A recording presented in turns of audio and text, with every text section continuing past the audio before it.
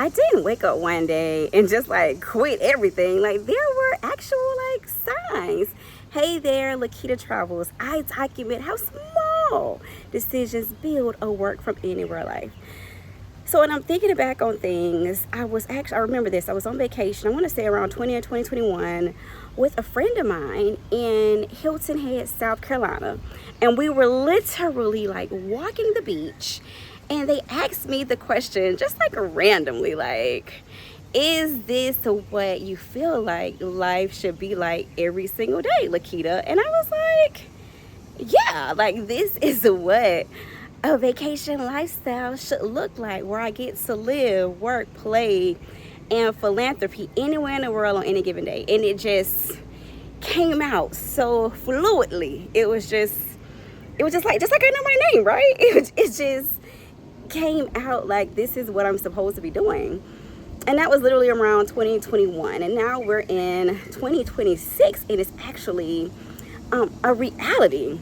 Because even though like back then I felt like that is what I should be doing, like it was it was just meant to be, I didn't have the capacity to be able to do it. Because at that time, my daughter was still in high school.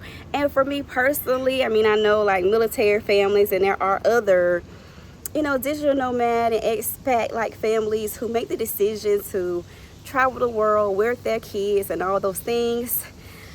But for me personally, I felt like it was better for my daughter when she was in high school to just have stability, to be able to have consistent friends, have a consistent school, all those things, and have like a regular, right? regular as much as possible, high school life versus like trying to travel the world. And I'm not saying that that's bad. It's just for me and my daughter, I felt like it was best to just be stable. So at that time I couldn't do it. So then, we fast forward a little bit, she graduates, she tests out college, and she's like, college is cute, but hey, let me do my entrepreneur thing. And then she did eventually, in 2025, move to New York City. So at that point, it was like, I guess that was that fork in the road, right? When you get to that stop sign and you can only go left or you can go right. That was that particular moment for me, because it was like, okay, Lequita, you don't have any more excuses. Your daughter, she's an adult, doing her thing in New York City, living her best life, you know what I'm saying, running her lash studio. It's just you here in Jacksonville, Florida, in a studio. What we talking about? Like, what's up? Like, what we gonna do? Because you've been talking this big talk for at least 5-6 years now. What's up? So then at that point, it was like, okay. You know how you have to give yourself that little pep talk, And that's when it was like, okay, what? So then at that point, I started thinking about, okay, I'm in a position to be able to do it. I still needed to, collect some more coins. But there was nothing when it came to time, obligations, responsibilities, holding me back from making that particular move.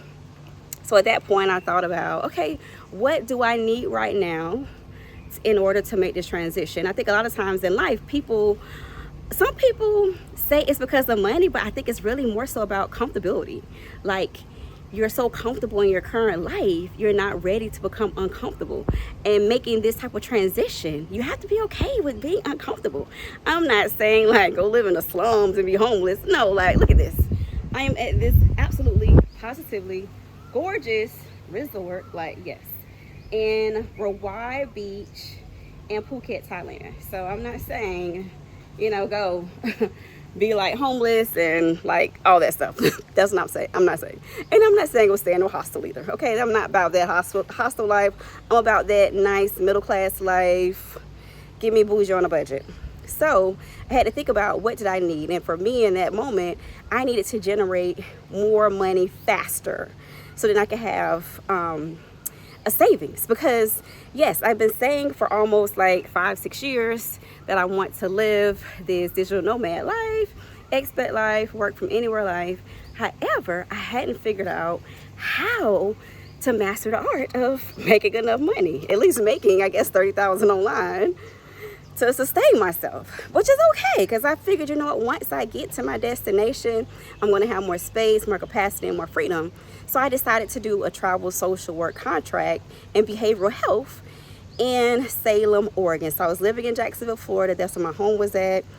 And then I took the Salem, Oregon contract in behavioral health at a clinic in order to get more chunks of money faster.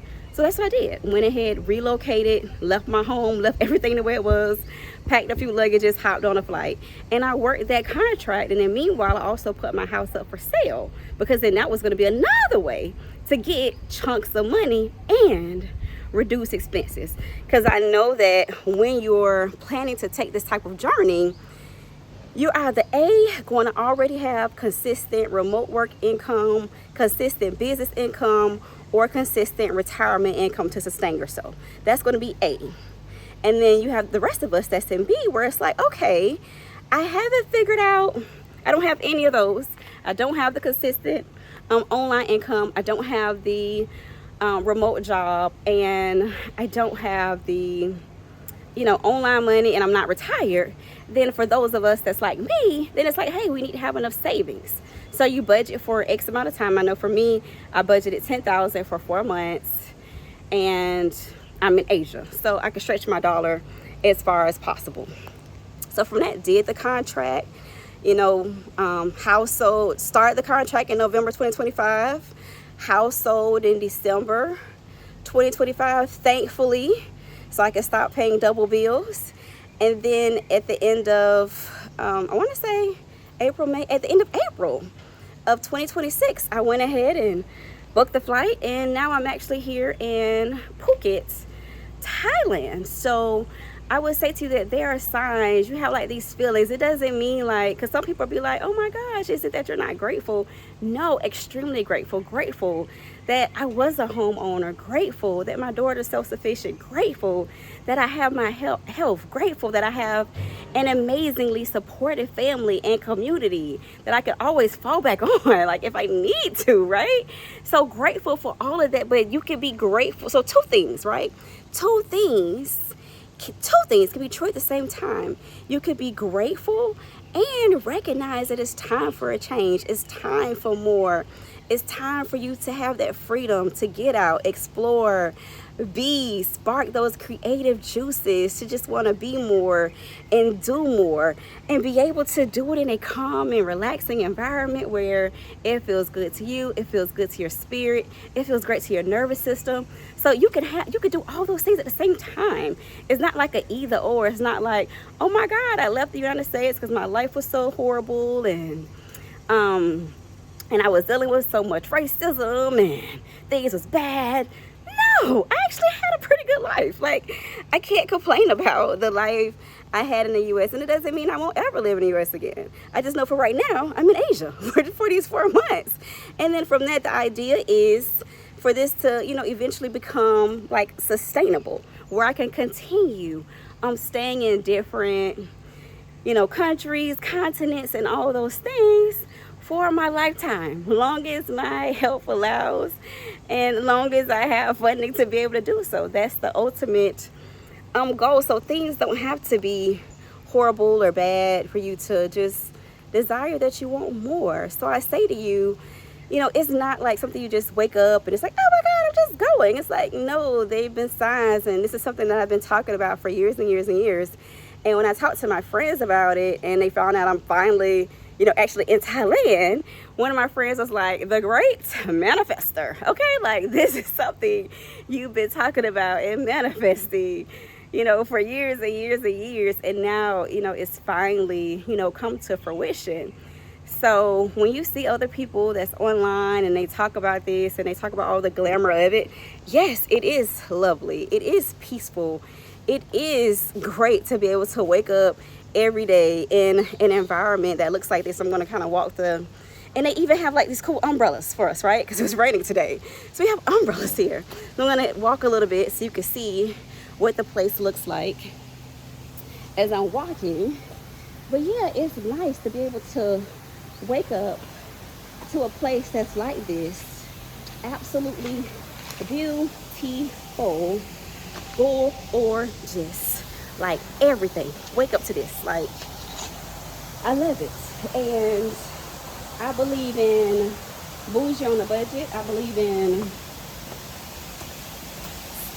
staying in accommodations that make me feel good, make me feel safe, make me want to be creative.